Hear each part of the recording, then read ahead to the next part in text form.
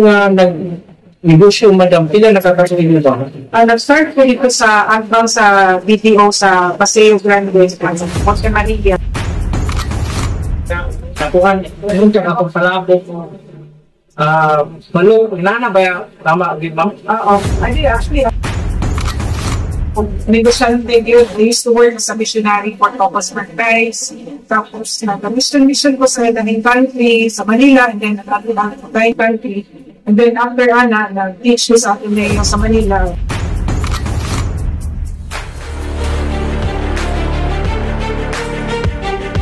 2,000 years Pero later. mga kalinga, ito rin yung interview ng nagiyan ng Grasya, Marikya, mga kalinga. So, mayroong hapon o mayroong adlaw kami mo, madam? Ako sa sir, Unsay pangalan na ito, madam? Shani Parini. Okay. So, sa pinakatuwig mo nga nag-negosyo, madam, pila nakakasuhin mo ba? Start ko dito sa Advance sa BTO sa Paseo Grande, Jose Maria. Kanto Jose Maria. Mga less than 2 years so ito. Tapos, maligo na ikaw, 1 day pa lang ko dali.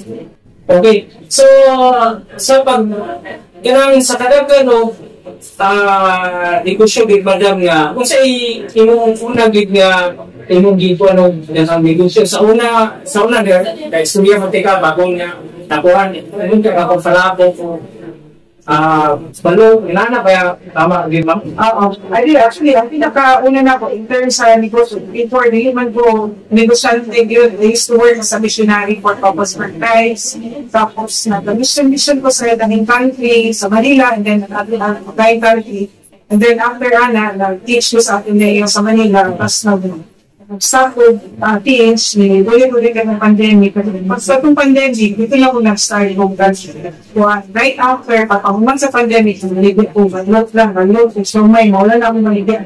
Dahil sa kilid sa Mercury, and then after that one, pagin ko dito natin sa kanto Matia, ako nabiyang ko, patulog, so may again na after 1 year, dito lang ako sugdan ako at ang palakot. Dito ko nag-start sa palakot, nagdagan ko di ganahan sa palakot, hindi nagdumagduwag na kung buhain na makaprada. So, sa inyong pamilya gud madam mula gyud ka ng negosyante pagka kanang kisay nakakuha yun mo ay magtukod yung negosyo kay isod kaayo kung kanang kuan kay katong mga panahon na kung pandemic man gyud nga alot pang gid na walang trabaho dagan gid katong yung uban nga big time nga negosyante gyud no except lang ni bubuyo ko ni kuan gyud di lang kay kanang big time na magina di na basta gid nga negosyante. So para sa inyo, madam, kung nagiging mo nga kuwan katong yung kuwan ang first mo, nasayunan ba ko? Kanang nag-decide ka sa una ni mong negosyo, madam, kay naanad ko ka kanang trabaho kita, kung si Kagitan na daw, dahil na ko yung trabaho sa negosyante. Actually, kanang kuwan, akong younger brother, sakit ang naganegosyo ko pa sa una sa SGR. So, kanang ni tabang sa mga para magka-negosyo ko yung bayot, so may and start na ako sa akong negosyo, nag-isip ko kay hindi mabuhanan-anak yun na mabaligya, pero I think nagpa-fuel sa ko, nagpa-dayon sa ko, nag-push sa ko para ma-negosyo was the joy na kailangan makaserve ka, makakatag ka pagkaon sa mga customers gani nga kanang and then kanang dapat na parago na po daw yung baligya, normal kanang balipay sila nga nakakaon sila, magpasalamat sila sa inyo nga. So mo ko siya nag-fuel sa ko ang sa lisod kayo ipadayon niya ko na ako kay gusto ka nang malipay ko sa aking heart, malipay kayo makakita customer galing, hindi gumaling ang kaon na malipay sa dahil sila, yung pasalamat sila ko tayo kaya so na-i-value ang ilang money mo na hindi na kayo provide mga isa kanang 25 pesos lang 20 pesos lang na nakabusog na siya o kanang malipay na sila di-palit. So, okay man dito sa Sunday. Sa nga oras nga mag-okay ka sa pag-host. Oo, open ni Monday to Sunday. Ang Monday to Saturday na mo is 12 to 1 o'clock in the morning.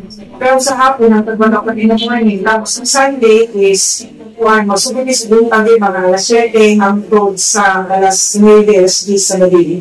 So, asa may banda gid sa Katalunan Grande, mas loko nga ikaw gid ang mosulti kay kasi nung gagawin na ko na ko lang para mas klaro gid banda. Oo. So, ang Gracia Maria is located in front of San Isidro Labrador Parish, na simbahan sa Katoliko diri sa main highway diri sa Katalunan Grande. So, nakita lang na ninyo sa akbangan ng simbahan ay tindahan din. Kamay namin kanya mong tindahan, Gracia Maria ang pangalan. So, dagan kayong salamat madam unta nga mo kana mas mulambo pa ni mong negosyo do sa masay pila ko kakuan pa mo diri madam 1 week pa lang nila. isa ka semana so kuan gyud unta mas maglugay di ba mas mulambo wala magi posible gid sa manganjoy gyud so ang kuan lagi dili lang gid na muundang sa mga pagsulay so dagan kay salamat yun madam. Dagang salamat sa kayo sa inyo na ba o sa mga customers po nga nakabalik-balik. So, kanang panawagan sa mga tao diri sa Katalunan Grande nga i-visit yun ang inyong negosyo yun. Oo, manawagan ko sa mga taga Katalunan Grande, even to mga taga Elinita, tayo sa kumakaagi mo diri sa atubangan sa simbahan sa San Isidro Labrador, try to visit us and tilawin ninyo ang palabok and ang ibang pang mga paligid. So, dagang kayo salamat kung may dalagin ng Diyos ka na po. Tell me pretty lies, look me in the face, tell me that you love me.